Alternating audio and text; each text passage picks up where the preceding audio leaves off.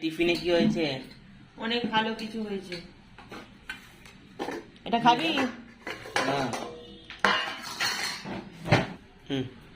সবাই মটরশুটির কচুরি খায় বন্ধুরা, আমি মটরশুটির পরোটা করেছি।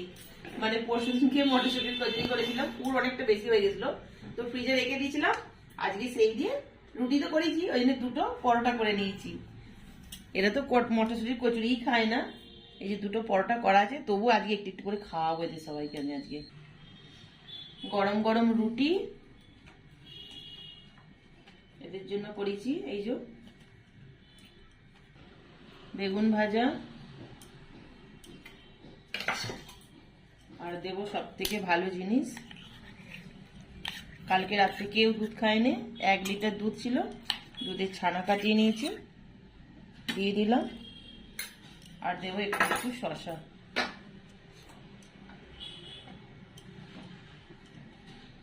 শসাগুলো একটু বড় বড় কেটেছি, নাহলে এরা বড্ড বলে, এ বলবে আমার খাওয়া হয়ে গেছে, ও বলবে আমার শসা খাওয়া হয়ে গেছে। ওই জন্য এইরকম বড় বড় কেটেছি, যাতে সবাই খেয়ে নিতে পারে। আমিও নিয়ে নেব। আমার রুটি কোথায় গেল? এই যে আমার রুটি।